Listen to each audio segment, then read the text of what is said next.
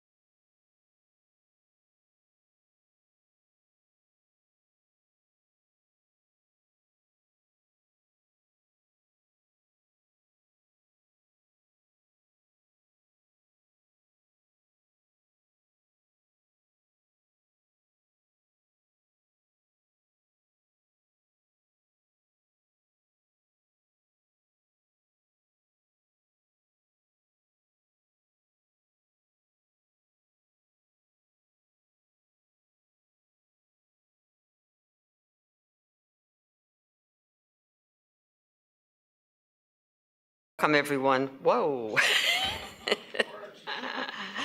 to the Hartford Board of School Directors. It's May the 21st, 2025. We will open our meeting at, it looks like 6:01 to me, on mine anyway. And call to order, are there any changes, additions? And can we have an approval of the agenda? Anyone? I move we approve the agenda. I'll second it. So moved and approved. Governance process, section 4, policy GP2. We have Hartford High School Unplugged retreat, and Pete Driscoll is going to present first. Is that correct? That's correct. Okay, come aboard. Where would one present? Right at that microphone. All right. Which way should we face? Any way that you're comfortable. I don't like to have my back angled. Hello, everybody. My name is Pete Driscoll, and I am a physical education teacher here at Hartford High School.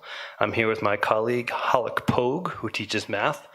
And along with teaching the physical part of physical education, a number of years ago, I became really, really fascinated by the mindset that goes into what makes humans feel the most purposeful and fulfilled. And then I've been sharing what I've been learning along the way with my students. And Mr. Pogue and I and our colleague who couldn't be here tonight, Miss Trish Pfeiffer, launched this initiative that we like to call Hurricanes Unplugged. And we gathered a bunch of students that were interested and they're willing to put their phones away for 3 days.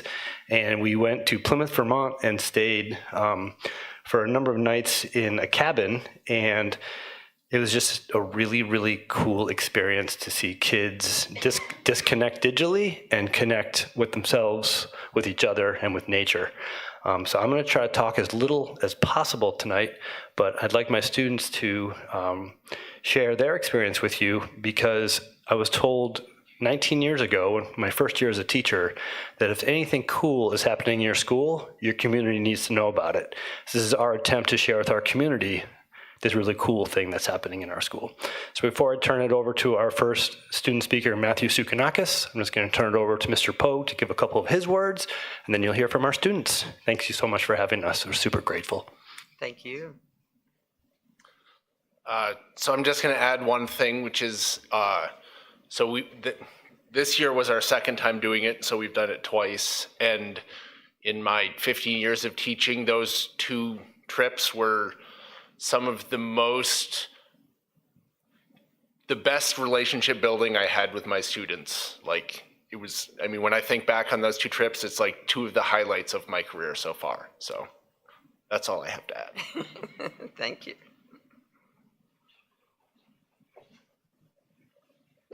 All right, everyone. My name is Matthew Sukanakis. Thank you guys for all being here. I'm super grateful for allowing me to have this platform to share my experience. I'll admit, when I first heard about the Hurricanes Unplugged, I was a little bit wary. The thought of going 3 days without your phone and no contact to the outside world to a 17-year-old boy is a little bit unnerving and uncomfortable. And I didn't really know a ton of the people in a close, intimate way before going on the trip. I'm a senior, and the trip is typically designed for sophomore and juniors, because the idea is you build relationships on the trip that you would then carry out through the high school career with people who you would normally interact with. So it's typically not targeted towards seniors. So I was a little bit unsure if I would be able to give the opportunity to go, just because it's first come, first serve. But after I got accepted to the trip, I was super, super grateful to be able to go on this immersive experience and really make some long-lasting connections. The way that the cabin is set up is there's a boys' half and a girls' half, and then there's two like little rooms, and there's a big loft. And I was in the big loft with 8 other guys, and I made some great friends and connections that I know I'll take for the rest of my high school career, and even continue to stay in touch with after high school. And I think one of the biggest incentive to do this is that it was completely free to the student. It was 100% funded by the Byrne Foundation. So there's no financial barriers that students would have to go to connect with nature and connect with themselves. So again, that's really my 2 cents, and thank you guys so much for giving me this opportunity. Thank you.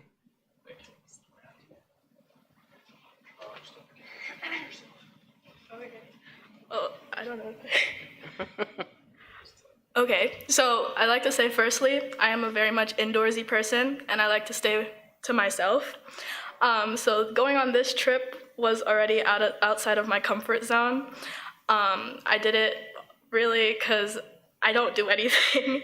So I got to do what I like the most, which is cooking. Cooking is how I show love. Cooking is like the biggest thing in my family, and I got to share some of my culture. I also like to cook by myself, and I did that with my friends and new people who I don't usually talk to. I went on a hike, and I would have never gone on a hike if it wasn't for this trip. And I will say I did enjoy myself because of the help of Driscoll. I made it. But I did enjoy myself. It was when I finally got to the area where we stayed, it was so peaceful, and I got to relax, enjoy myself, and the hike back was treacherous, but I had fun, and I think that was what really made me really remember this trip and cherish it for the rest of my life, because it was genuinely such a fun trip. I don't even know how to explain it, because I got so much experience I would not have gotten any other time. Thank you. Thank you. I will say, if you ever get a chance to eat any of Trevon's cooking, please take advantage. Did you make the meal featured in the She picture? made every meal.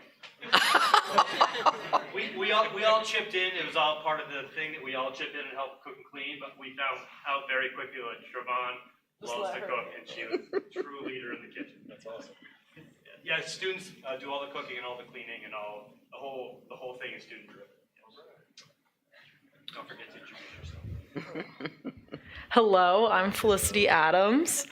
I'm also a senior here at Hartford, and I was so fortunate to be able to get the opportunity to go on this trip.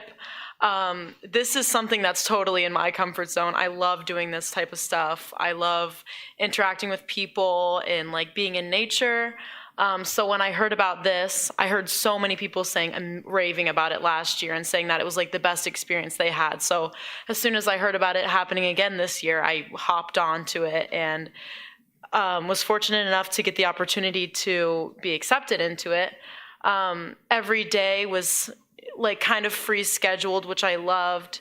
I was there with some people I was already friends with, but I also got the opportunity to meet new people. When I first got there, a memory that I had been thinking about when I heard about this was when me and my friend Charlie sat down, and I brought some clay to the cabin, and we pulled some out, and then all of a sudden there's 20 people surrounding the table, all just playing, and it was so special to me because it's not often that you are surrounded by people your age and feel like everyone's actually there and everyone's actually present. So every moment kind of felt more special because you knew that everyone was present and you all had that in common.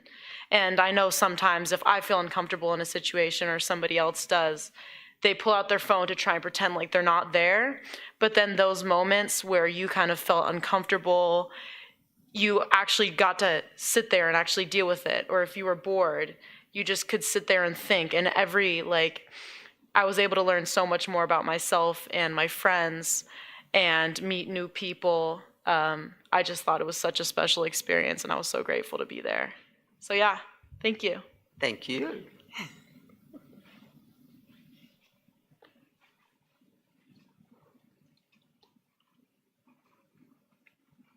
Are we through? Okay. And now we've got Doug Anton and some students that we're going to talk about their trip to Ecuador.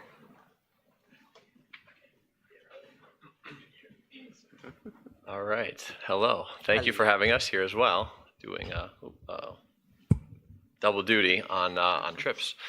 So my name is Doug Anton. I'm a social studies teacher here at the Hartford High School, and I've had the pleasure of leading the global citizenship trip since about 2014. So if you hit the next slide, Jacob, thank you. I want to just give a little context of what the global citizenship trip is. Since 2014, a former Spanish teacher, Katie Halucci, and I started these opportunities for our students with the goal of taking Hartford kids to places around the world where we can immerse ourselves in other culture, form connections, and step outside our comfort zone and eat new foods and go on hikes and enjoy nature and see a different part of the world.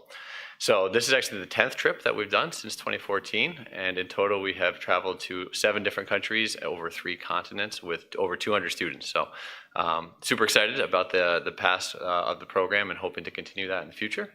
Next slide.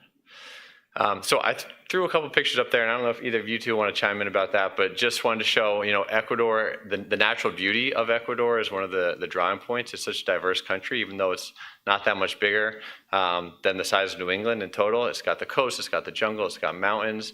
And so one of the highlights was having our students get to travel around the countryside and see things that were just so unique and so different from the sights and scenes here. Friends, new and old, we spent a few days at a school, and that was certainly one of the highlights. It's amazing how quickly, when you think about walking the halls of high school in America, sometimes you think of these isolated social groups and difficulties and bullying and things like that. And then within 15 minutes of showing up at the school, all of our kids had 20 best friends immediately, and just how powerful that was. And then the long days and on the bus at the end of the day, forming those relationships was just really special. One of the highlights, and I'll let maybe Matt talk more about the first picture there with his buddy getting a haircut, but these trips, when we go on them, we try really not to be tourists, but we stay with host families, and so we're really part of the local community. And so a big part of it is like going shopping and helping out with dinner, getting a haircut, kind of living in the neighborhood and not just doing the tourist sites from kind of point A to point B. And of course, we always try to end up with some adventure. So in this one, we actually hiked to the base camp of Cotopaxi, which is one of the largest volcanoes in Ecuador. Don't worry, it wasn't erupting when we were there. And we hiked from about 15,000 feet to 16,000 feet, which is quite impressive. And we had kids that, like Trevon, I think, not necessarily hikers or outdoorsy people, but they wanted to challenge themselves. And the vast majority of people made it to the top, and it was just a really awesome experience there. And then, of course, it was time to say goodbye. And so our host, saying goodbye to all of our host families, I thought was one of these really, as everyone was getting on the bus to go to the airport, just as seeing how even over just a week, these families and these parents and their kids and cousins and grandparents had embraced our students. The friendliness, the positivity, how open they were, was just really awesome to see. And then some more, and there's me, and Mr. Driscoll also accompanied me on this trip, and Miss Pfeiffer with our host family, Pepe and Mama Elsa, and it was just a really awesome experience. But enough for me. If you go to the next slide, I think, there's a group picture of us. It was really awesome there. Aubrey will tell you a bit more from her experience. How do I do this?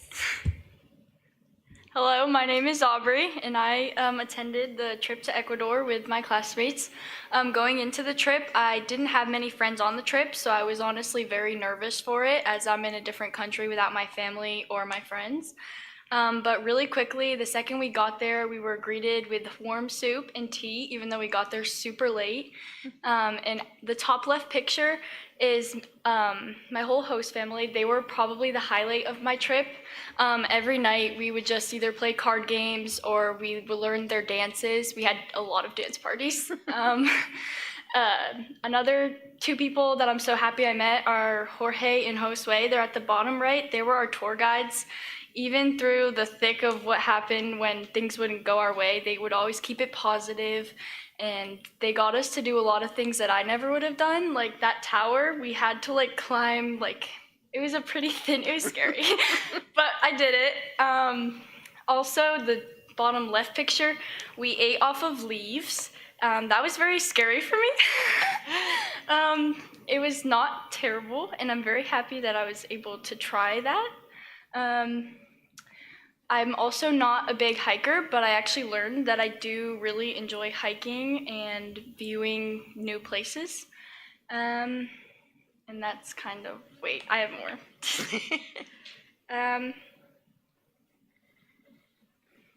Okay, so this also made me grow a deeper appreciation for what I have, but on top of that, it kind of showed me that I don't need all of the things that are luxuries, and you can be happy wherever you are as long as you have people that like care and support you. That's my main thing that I learned from this trip. Thank you, Aubrey. Like Mr. Anton said, I guess I should start by reintroducing myself. I'm Matthew Suknakis, and I also had the pleasure to go on this trip. I actually was able to go on the trip last year to Peru as well, so this was my second time going internationally with the school.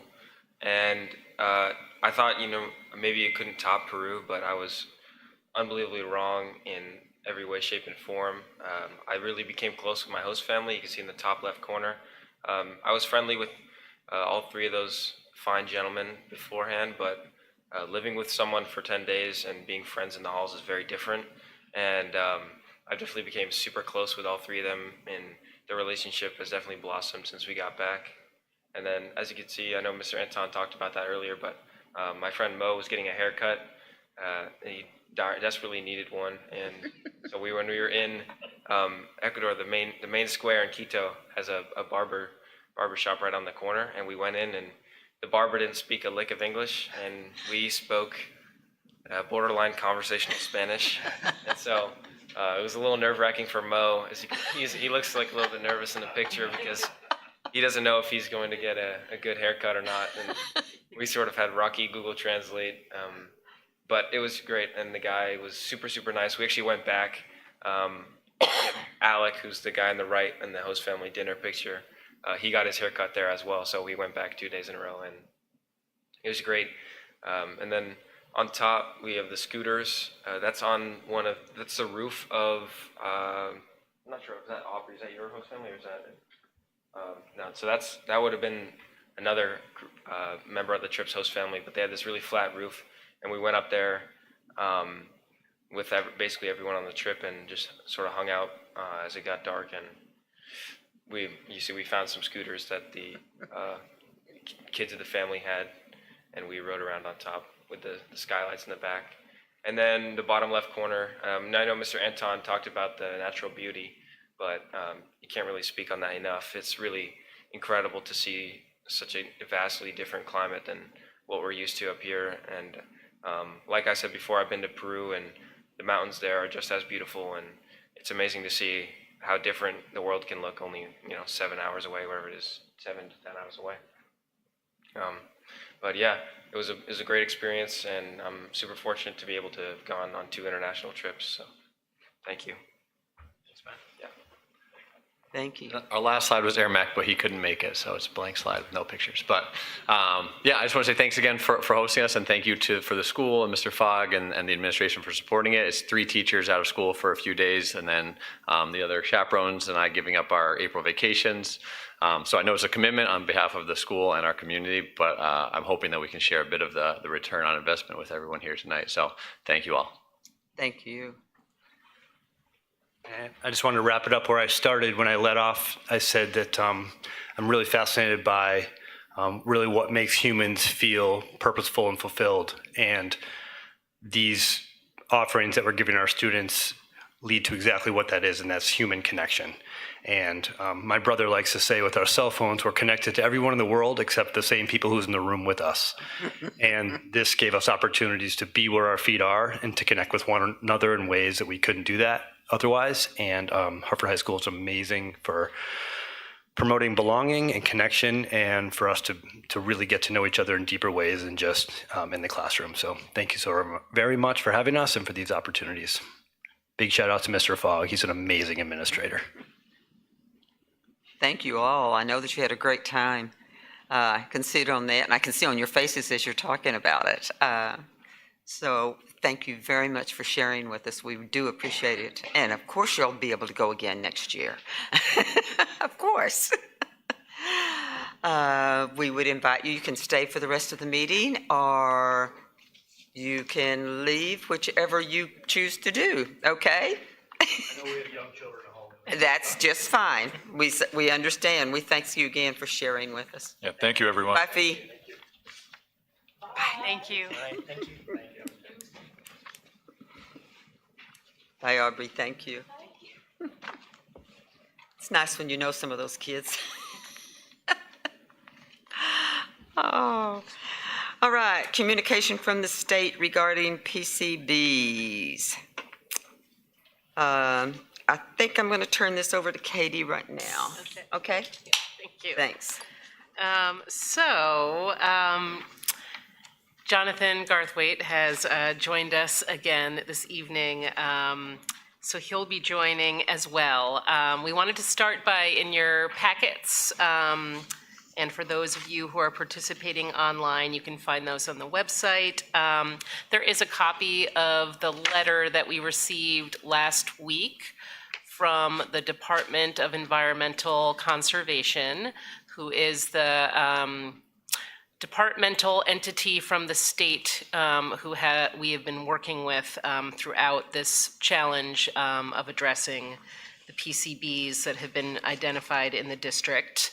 So the latest letter, and I'll be really concise, we met with them last week, they shared this letter with us, and I think the summary of this letter is that ultimately what they are requesting of us is that we go through what is called an ECA, an ECAA, which is an evaluation of the alternatives, ultimately, to some of the options that we could entertain in terms of addressing, abating, remediating the PCBs that have been identified. So this letter basically states that as a requirement, we need to go through this process to identify some different ways in which that we can abate and remediate PCBs in the district before we would be eligible for any reimbursement.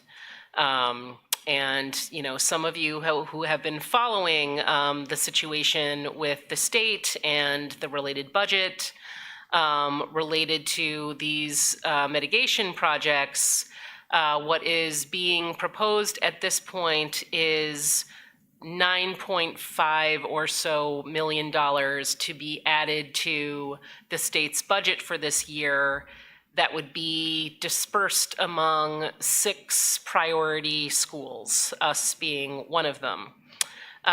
So what this letter states is that after we go through that ECA process and develop a plan with the state, that we would then be eligible on a first come, first served basis to receive a portion of those funds. So have a look at the letter, and I'm gonna invite Jonathan up to present more information in terms of the recent planning we've undergone in relation to this new requirement. And then I'm sure we'll be available for any questions that you have. All right. As Katie explained, we had a meeting last week with the state agency overseeing this process. Again, reiterating a little bit, where we landed is proceeding as planned, the caveat being a couple of hoops to jump through for the state. The evaluation of corrective action alternatives, is a process that the state put in place at the very beginning of this PCB situation that was designed at the time to look at and evaluate what was both the most cost-effective option and the option that would help schools to proceed with programming and services over time, and that was in the beginning conceived as a way to allocate funding. What it has become now is a trigger that allows for application for reimbursement. So the funding model has changed a little bit. It used to be they'd have this process, do this evaluation, and fund accordingly. Now we go through this process, present that, and are allowed to request reimbursement, which is a little bit different. That having been said, it's a process we're gonna go through. So the plan that we've had to date has not changed a whole lot. The timeline has changed a little, but the first piece is still to understand the entirety, the scope of the problem. And to get there, we took all of the data that we have to date, the sampling and testing that's been done in this building. We took the historical data from drawings and plans and administrators and people who've been here for a long time about the ages and changes to the building, the renovations that have happened. And we created a drawing of the building that illustrates the testing status of the entire building and what remains to be determined. And can we put that up?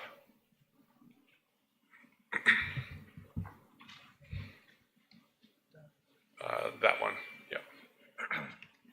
So what this shows is, you can leave it right there for a second. The upper right-hand corner, 139A, 139, 141, that is the culinary arts suite, the kitchen, the getaway cafe, and the health classroom right next to it, and the associated offices. What they call the maintenance office is actually a hallway where the custodial break room was. And then across the hall, 144. Those are the areas that had an immediate action level in the initial air sampling and testing. The auditorium, the cafeteria, the kitchen space had the school action level, and then the B wing and the gymnasium also had the school action level. So what we did is we took what we learned there, and we've talked about this a little bit before, and then we looked at the ages and construction type of the adjacent spaces and made some reasonable assumptions. And the most, I've said this before, but the easiest place to look at is what is the RRC 133 storage, that corner there that was built as part of the original construction at the same time, the same materials, and that's the space that tested clear because of the ventilation system. And that was really what started the conversation about why we need to do additional material sampling to understand the scope of the work. And then we moved through the building and we looked at other areas that have that same condition, where they're the same age, construction type, and materials as areas where we had either the immediate action level or the school action level air samples. And we identified those.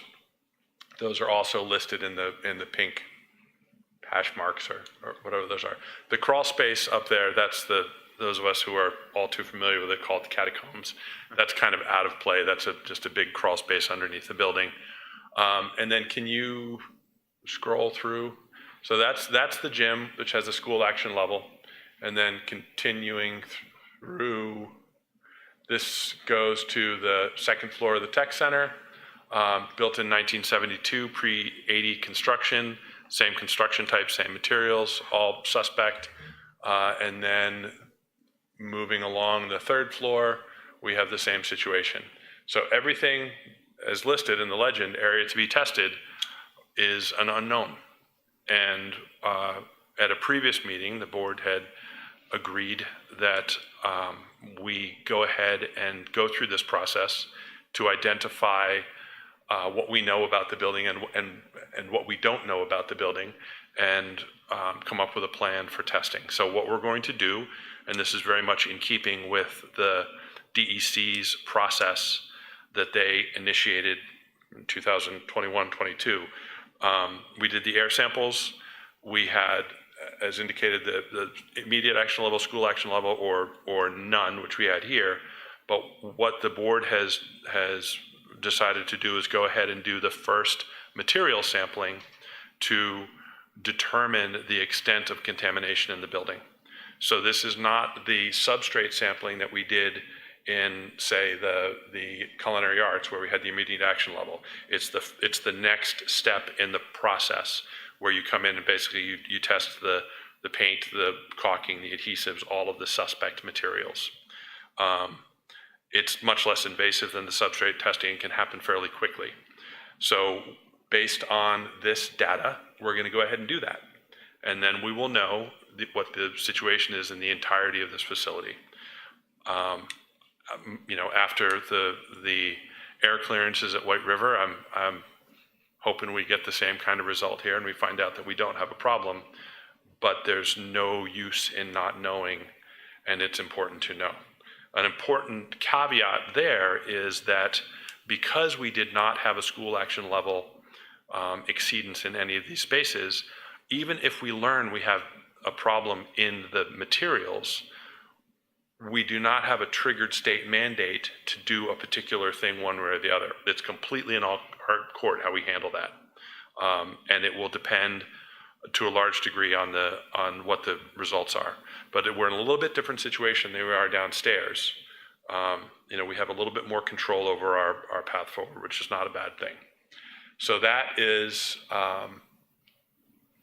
the status of sampling and testing in the building. We're going to proceed with that and as quickly as possible.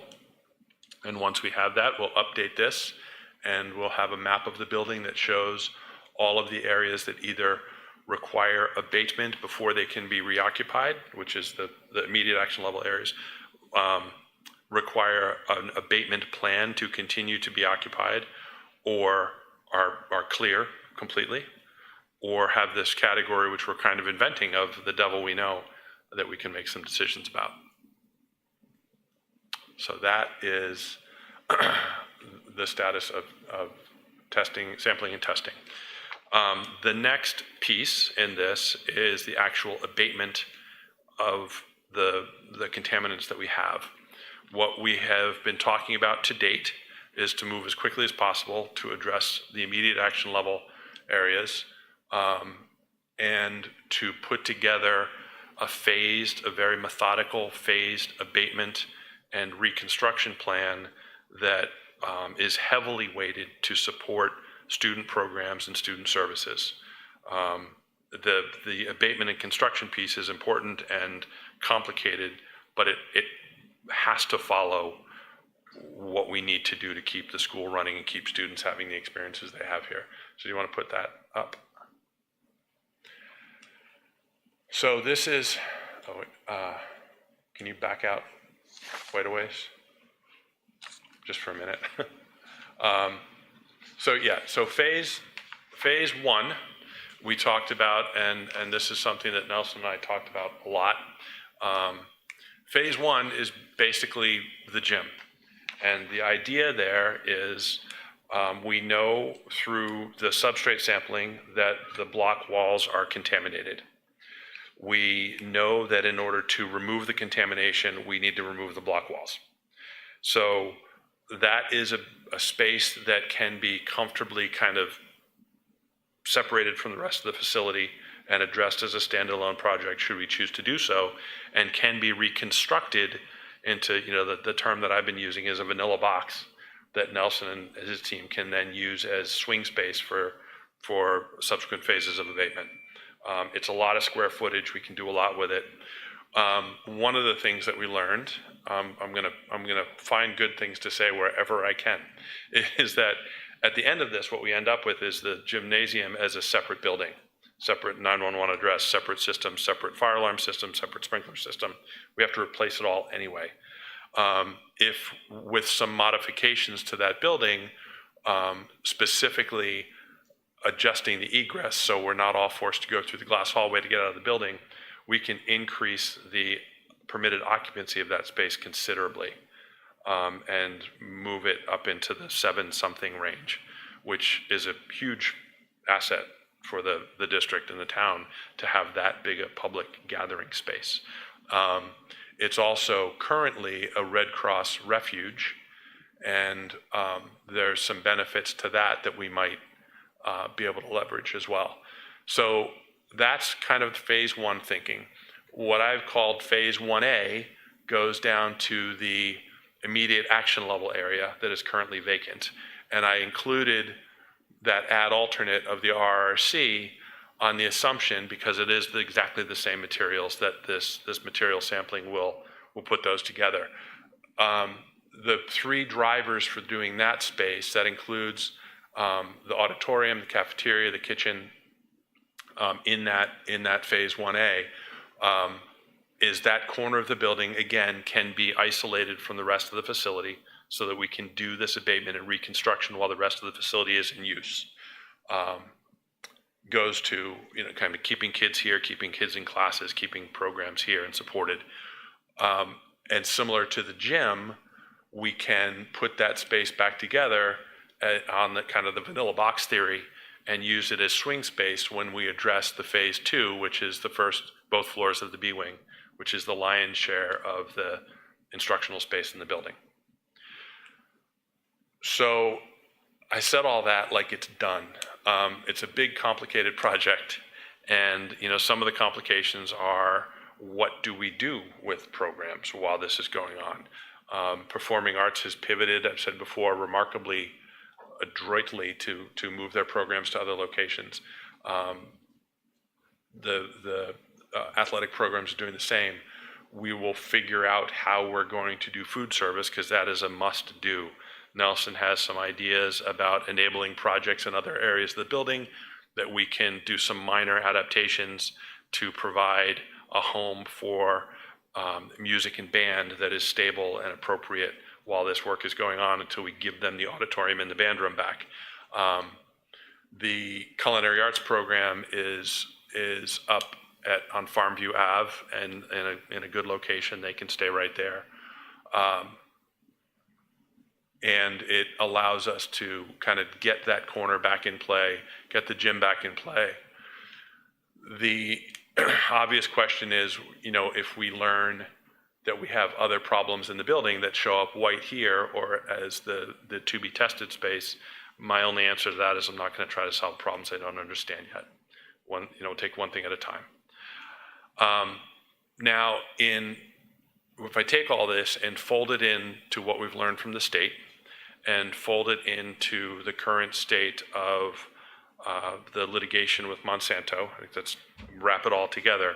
What this means for us in terms of execution is I don't think it is reasonable, it's not reasonable to meet the ECA obligation of the state in a timely fashion to start tearing into this summer.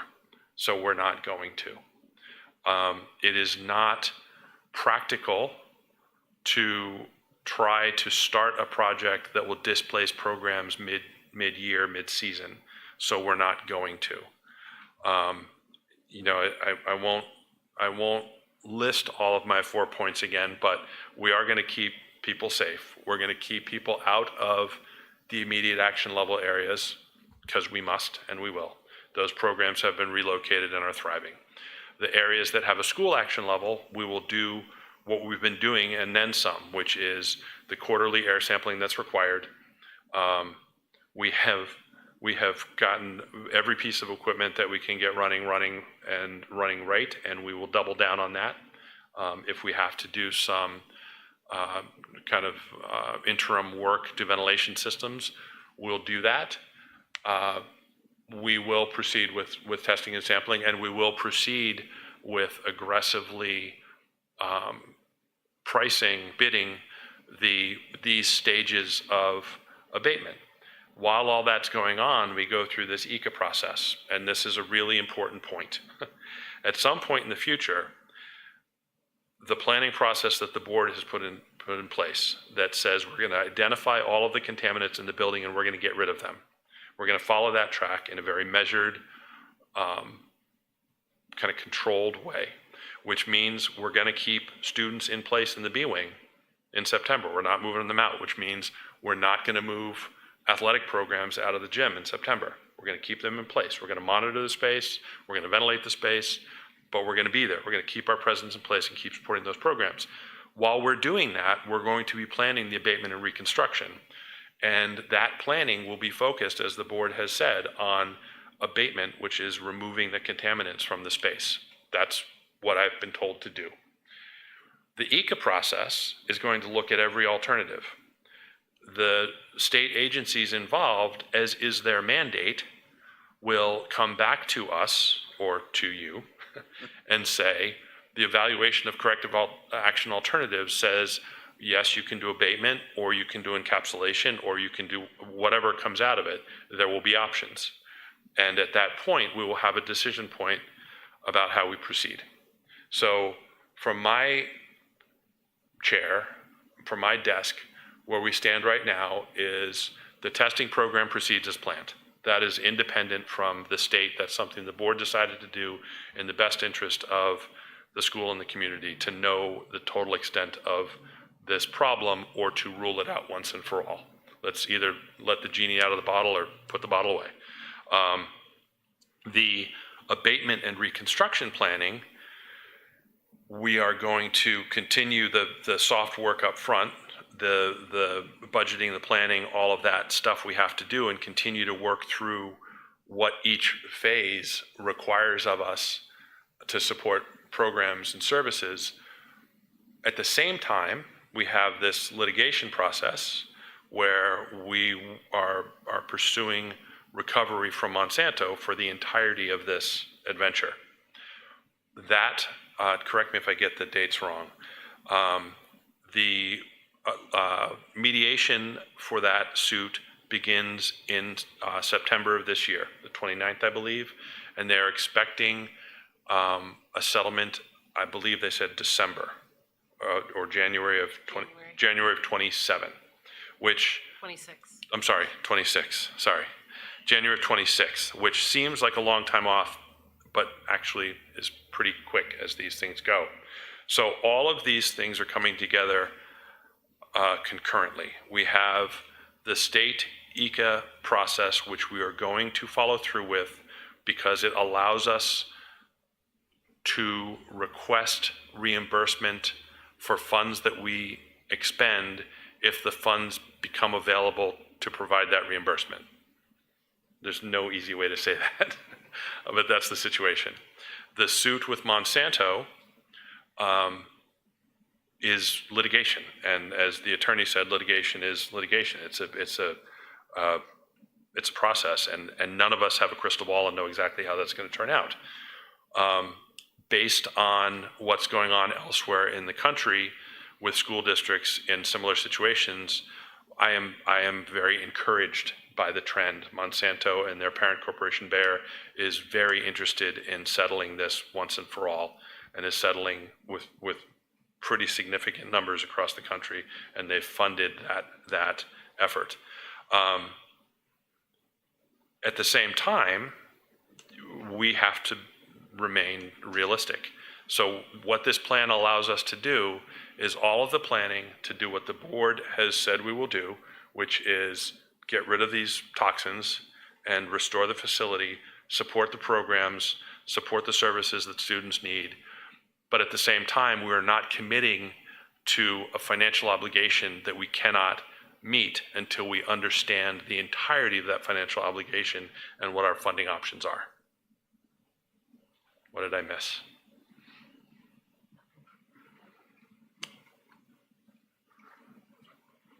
All right. Thanks. Thank you. Thank you. Do you have any questions from him? or No, him? I don't yet. Okay. I know. Okay. I know I will. Thanks, Jonathan. Health-related policy work. We need to take a board vote. For the ones of you who are not aware, we do have a quorum. Kevin is online with us. Two of our board members are out tonight because they are at a special board training. And so they couldn't be here nor online. So we do have a quorum, so we're going to be able to vote for this. The policy work, the health-related policy work that we're talking about is the concussion policy and the treatment of opiate overdose procedures policy. We've had readings on these already, and so we just need to take a vote tonight. Do I hear a vote to accept the concussion policy. Second. Okay, all in favor? Aye. Aye. I can't hear if Kevin's, is he eyeing?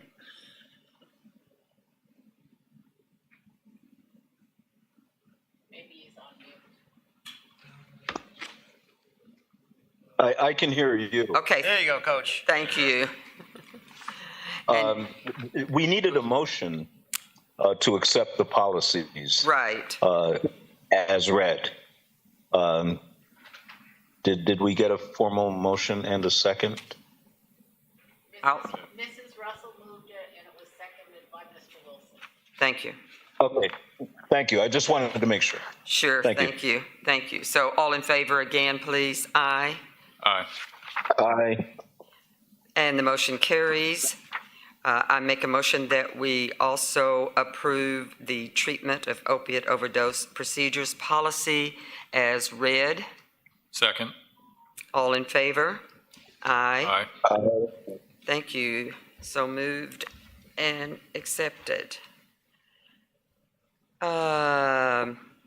Hartford School District website usability study Yeah. by Garrett Wilson. Yes. So as you guys know, I'm a bit of a nerd. I'm the IT guy at the Upper Valley Aquatic Center, so whenever I'm in doubt, I go with what I know. So when I first joined the board, there was a lot of talk about our website and communication. I just want to say Katie's done a great job with the district newsletter and getting that out there consistently with good information. I still think that our website could use a little work. So I brought this idea of doing a free usability study that we kind of craft on our own and put out there through either the newsletter or other free channels. Would be a great way to get some real usable data that we could either use to improve our current website, or we could use it to help build an RFP for maybe getting a future website. This kind of took a back burner during budget season, which rightfully so. We had a lot going on for budget season. So I wanted to bring it back up, especially before the end of the year.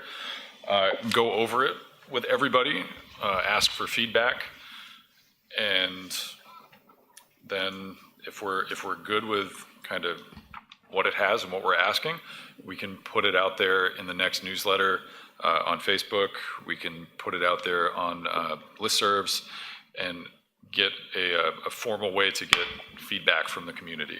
So, Jacob's got it up there already. I guess I can read my boring description that's on here. So the purpose of the study is to gain valuable feedback from you. Your insights will allow us to develop an enhanced user experience in our current website as well as our potential future website. So we're asking you to perform this brief study on one of your personal devices, such as a smartphone, tablet, or laptop. The study should take you approximately 10 to 20 minutes to complete. And we might whittle that down if everybody feels like that's too long. It's ideal that you complete this study using the same device that you would generally use to access our website.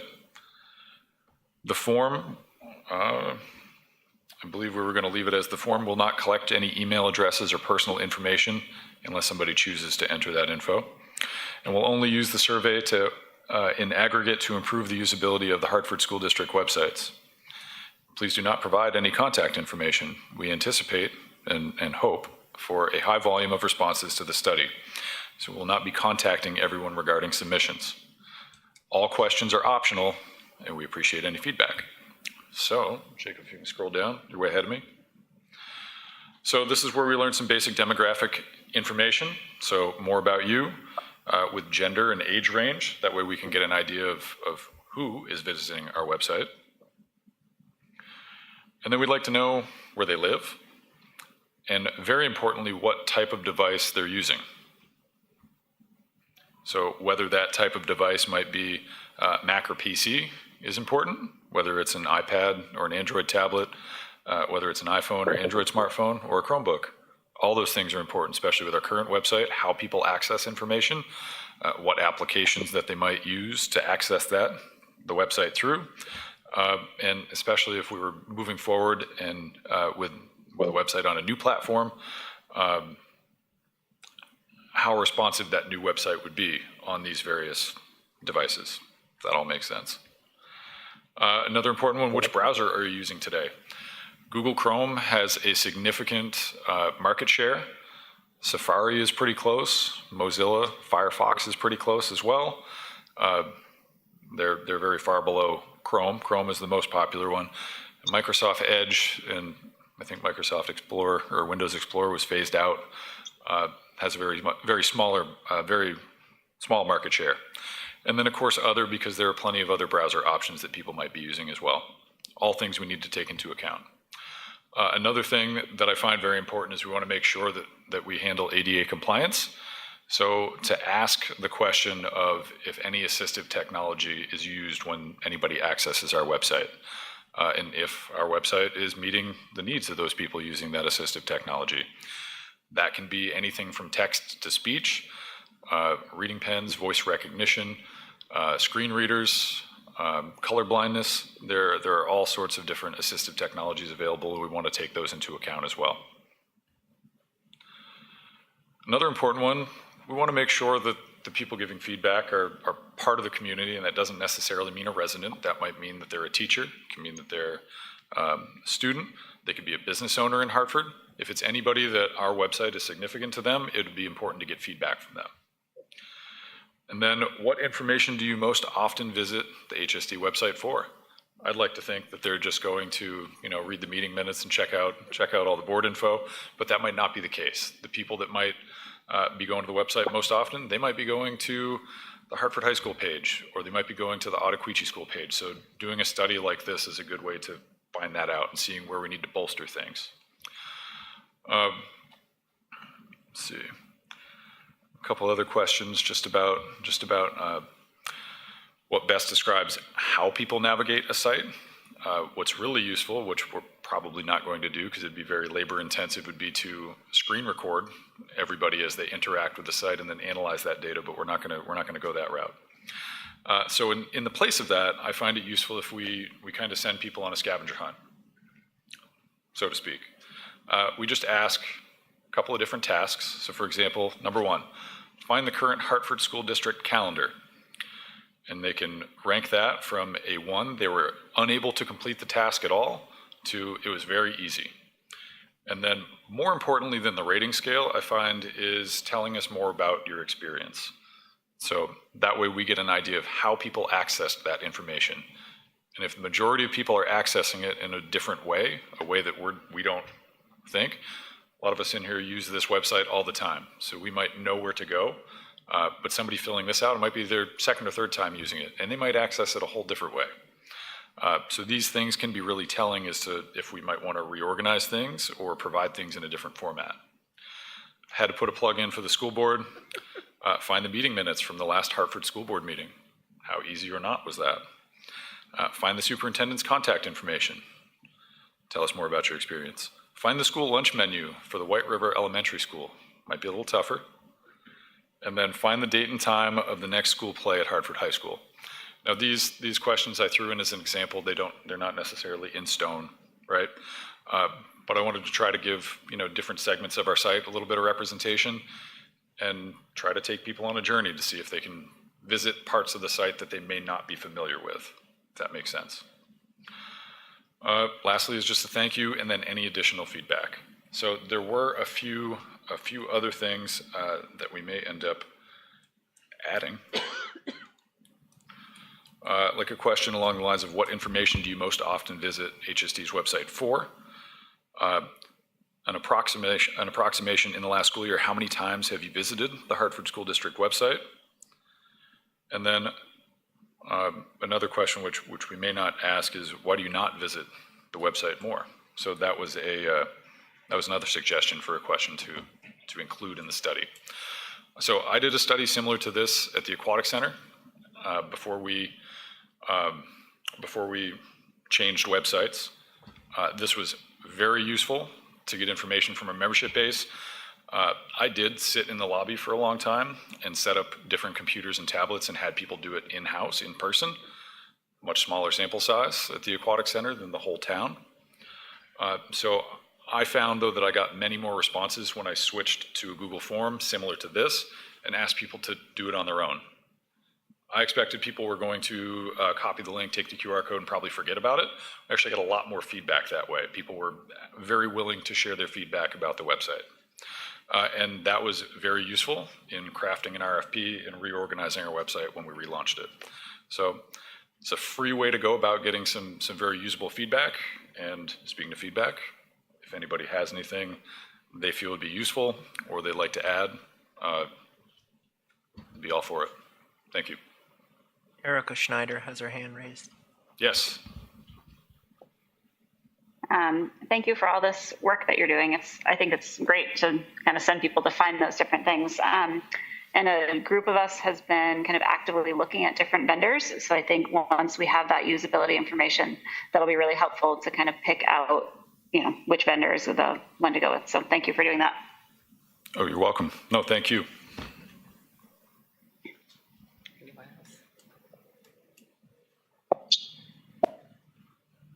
I'd like to thank you for taking the initiative and moving forward with this. Like you said, go where you know, and you talked about that when you came on the board. So I'm just really excited that we're finally moving forward, and great job. Thank you. Nothing's, like you said, nothing's final, but the interest sparks all kinds of possibilities. So thank you. Thanks, Coach. Yeah, and the goal would be to get this out, to the public before the end of the school year, and let people stew on it throughout the summer. It's free, so we can leave it open as long as we want to be able to get feedback. But I like to try to get it out sooner rather than later, so we can start to get some info that we can use. Sure. You mentioned what school you're from or what town you're from. If someone's from out of town, from New Hampshire, or they're from another town that they just check out our website, so maybe another, or those are very specific to our villages, but Gotcha. I'd be really curious to know if people aren't affiliated with those villages by checking out our website. Okay. I mean, I do have an other in there, but I like how you're a little more specific. Are you just part of the Upper Valley community, which might be helpful. You may have filled it out at UVAC, something similar, but not this one. So. No, I was looking at menus. I was looking at plays. Okay. I could be dreaming. Thank you. Thanks, Scott. Scott. Heidi has her hand raised if you want to take a comment. Yeah, go ahead, Heidi. Heidi Due to White River Junction. This is very brief. When you're at home, you can't hear people speaking unless they're at the microphone. So if you could please ask people to go to the microphone, that would be much appreciated. Thank you. Gotcha. Thanks, Heidi. It was Scott Farnsworth just had a question about if in the usability study, the question about where somebody lives or kind of how they're affiliated with the school. If we just had an other section to see if we might have people that are coming to our website from out of town or that aren't necessarily a Hartford community member.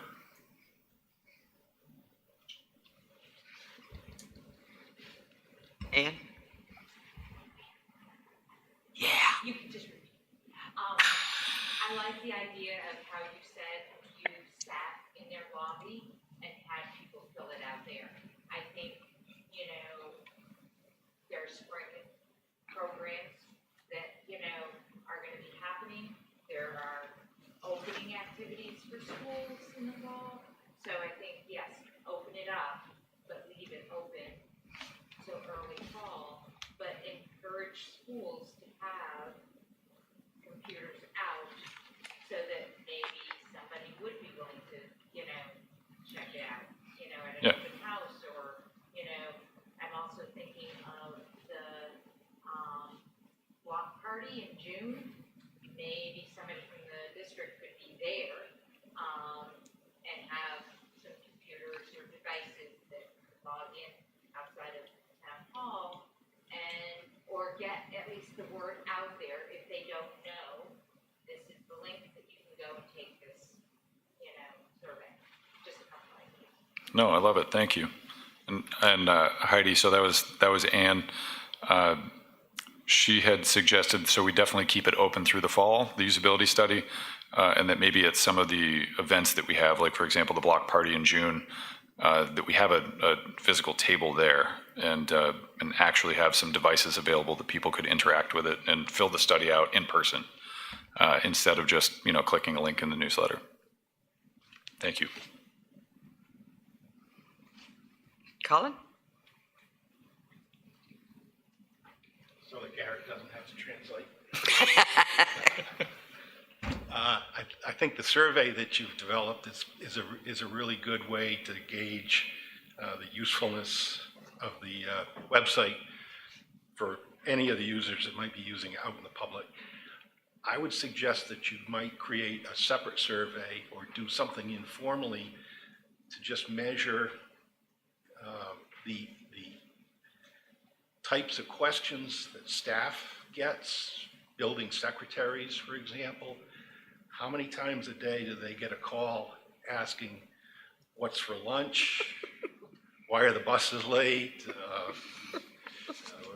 I hear you, absolutely. Whatever parents and residents are asking. So you probably get a lot of calls that could be answered on the website or should be answered on the website, or maybe the information's on the website and people either have given up using the website or don't understand that the info is on the website. So you might do a second survey of staff just to find out where the website could be used or should be used and isn't being used. Thanks, Colin. Thanks, Colin.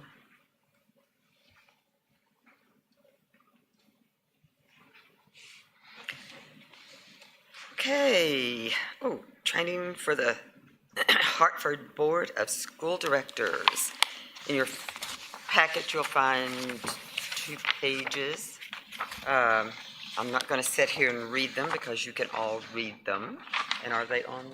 Mm-hmm. And for the ones of you that are listening in, you can also pull them up. One is talking about the mandated joint training for Vermont school board chairs and superintendents. And that dates all the way back to 2013. And it tells what we need to be doing and why we have to do it. I will talk a little bit about the crucial role of training for effective school boards. I think it's extremely important. We are really stressing it this year to our board members, hence why 2 of them are not here tonight, because they are at a training that we suggested they go to, and they very graciously did so. I counted up the number of trainings that I have been to since the start of the school year this year, and I have been to 29 trainings so far to date. Some of those are an hour, 2 hours. A couple of them have been all day. 2 of them were 2 days. There are tons of trainings out there that we are going to, and that our board is very graciously going to. I'm very excited to hear that, because I think that before we didn't quite do quite as many as I thought we should have. So I'm really stressing it, and Katie is backing me up on that. And I am going to read the last paragraph. Our school board members are asked to be local experts on a variety of topics. And the burden is that the decisions made by these community leaders, us, the school board, will have a lasting impact on the students, the teachers, the staff, and other members of the community. That is why it's so very important that we go to these extra meetings, to these extra trainings. If you would like to talk about trainings, kind of be boring for everybody, except maybe for us that are going. But I do want the public to know that we are stressing more trainings, and we are going to them and taking part in them. And that is that, unless there's some questions on. the school board going to school. Okay, VSBIT. Jacob, it's yours. Okay. There's not many times where I actually come with good news, so I'm happy to bring some good news tonight. And that's we had applied for the VSBIT Cares grant, which is through our insurance provider, VSBIT. They created a grant that was basically an extension of coverage for things that were excluded from the insurance. Obviously, the mold is one of those exclusions. So they wanted to, do a little something to try and help out school districts. So they created the VSBIT Cares grant, and we had applied for it for the DBS for mold remediation program. And we were awarded $20,000 from VSBIT to get that effort. So you can apply for it once every 10 years. So I just would like to say thank you to VSBIT. So we'll keep him around for another 10 years so he can fill out the grant again. Just set a reminder in your phone now. Yeah, there you go. Kudos to Jake for seeing that and making it available to the district.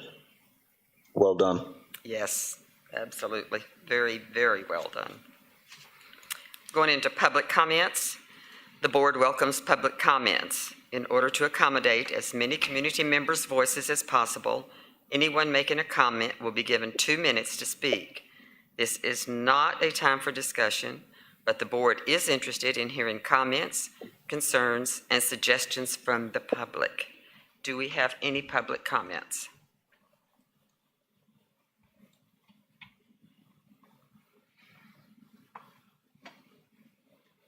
None online? No hands currently up on Zoom. Okay. We do have an executive session. At the request of many, we have put this down as close to the bottom as we possibly can. And I don't think it will be quite as long, but I do make a motion that we go into executive session, subsection 313A3, appointment, employment, or evaluation of a public officer or employee at 7:08. Second. Pardon me? Do I need a second? Yes, please. Second. All in favor? Well, I don't think we even asked that, do we? Aye. Okay. Are you inviting us? Yes, I am absolutely inviting Katie and Jacob to please come in. Thank you.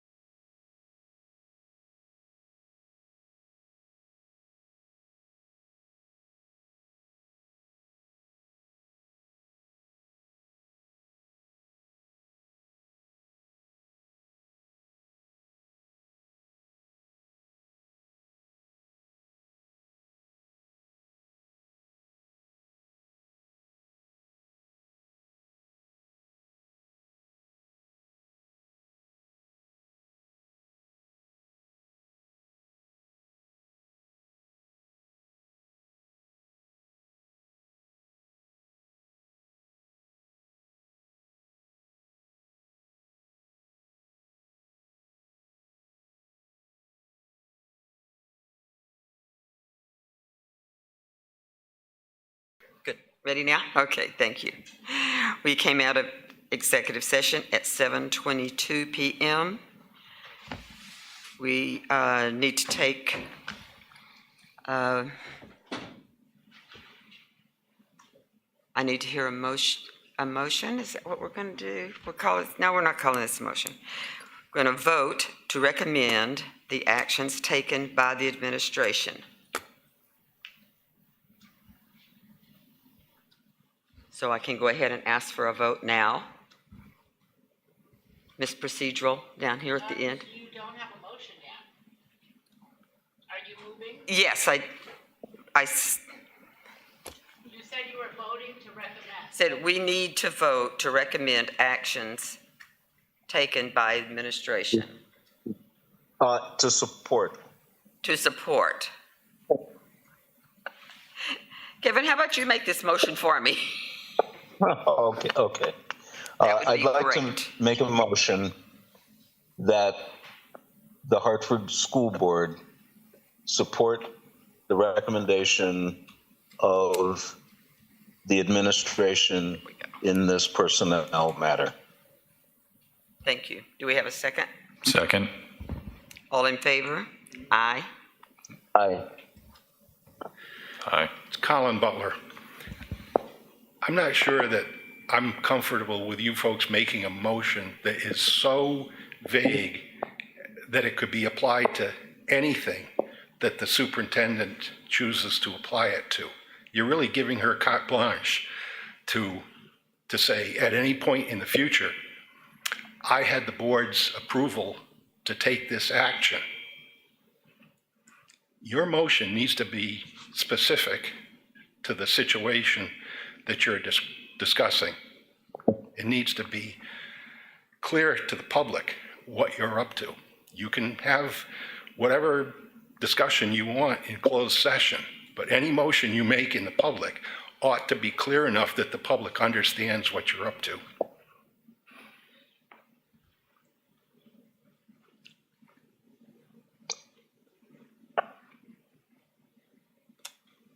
Taking into consideration, Madam Chair, Yes, please. the comment, that Mr. Butler, made.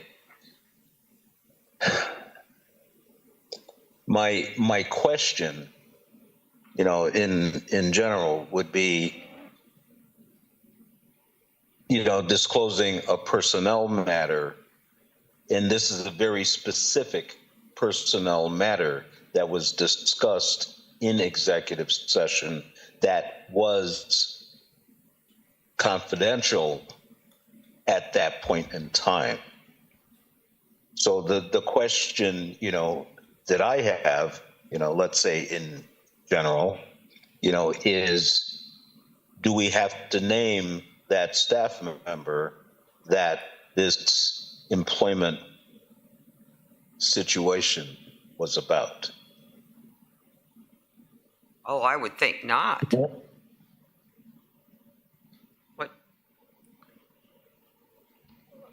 What do you think? I would think that, no, you wouldn't name the person's name.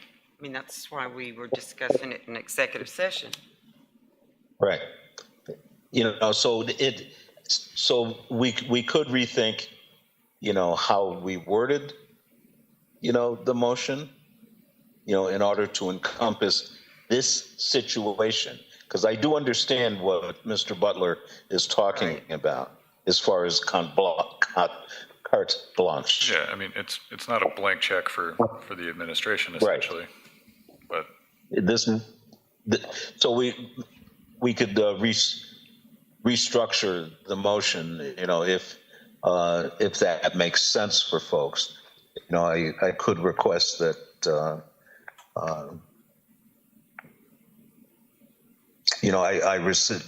request a rescinding of the motion. We vote to rescind, and then we would restate the motion.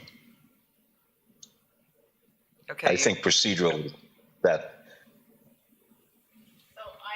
might make sense. I think Mr. Christie would remove he doesn't want to table it because that means you have to take it off the table and have action. I think, Mr. Christie, you'll withdraw your motion. Yes, I'm with you. Madam Chair, I would like to withdraw my motion. And Mr. Wilson has to agree as the seconder. I agree to Mr. Christie withdrawing the motion. All in favor? Aye. Aye. Okay, Kevin, would you like to remake that motion or to reword a different? I would like to move that the board accept the recommendation of the administration in the personnel matter discussed 5/21/25. Do I have a second? Were you done, Kevin? I'm sorry. Yes. Okay, yeah, okay, yes. Do I have a second? Let me know, are there any other details? That's still a fairly vague motion, but But we can't reveal anything else. no, I know. So I second. All in favor? Aye. Aye. The motion carries. Thank you, Kevin. And, oh, sorry. Kevin, sorry. Thank you, Kevin, for doing that. Consent agenda, section 4, policy GP4. Appointments, resignations, and retirements. Yeah, we have 3 appointments this evening. We have Heather Thompson joining the Special Education Department at Dothan Brook School. We have Catalina Ruiz, who is joining the World Language Department at Hartford High School.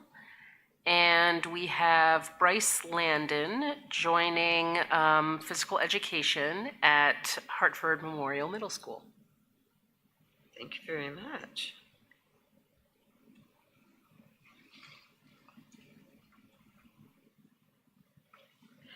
And do I have a, Excuse me, there's a correction to the minutes. okay, May 7th. The appointments were for Josh Rushford. Should be John Rushford. thank you. Do I have a motion to approve the minutes with the correction from Josh to John Rutherford? So moved. Do I have a second? Second. All in favor? Aye. Aye. Aye. Thank you.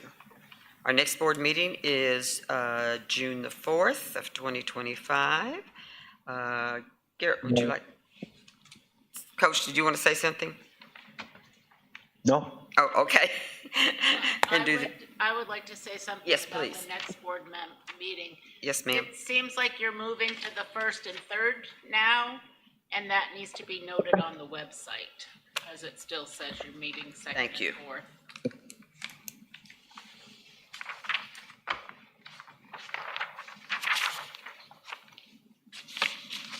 And could you do that? So is that the case? You know, as far as, you know, for people listening and for future scheduling? Yes, I requested that we move it to the 1st and the 3rd Wednesdays because I have conflicts with VSBA continuing to be on the 2nd and the 4th. And I feel it's important enough that I need to be able to go to the VSBA meetings as much as I need to be going to these meetings. And I'm having a big conflict of having to not go to one.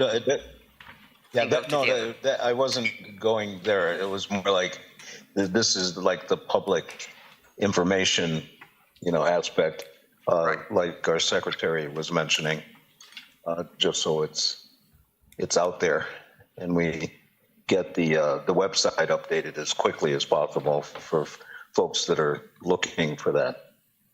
Yes, we will take care of that, absolutely. Thank you. Meeting eval? All right, meeting evaluation. Let me see, board was prepared for the meeting, satisfactory. Board's time was spent on ends, not means, thank you, satisfactory. Each board member was given an opportunity to participate, satisfactory.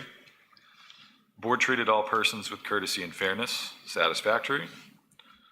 Board adhered to Robert's Rules of Order. I mean, I would say it's probably in between, maybe satisfactory and needs improvement. And then board adhered to its adopted governance style. It emphasized outward vision. It encouraged diversity in viewpoints. It exercised strategic leadership, not administrative detail. It maintained distinction between board and staff roles. It used collective decision-making. It looked to the future. Satisfactory. And that is for 5/21/25. Thank you very much. Motion to adjourn. Second. So moved. And a Needs second. improvement. Thanks, John. Thanks, Mike, both of you.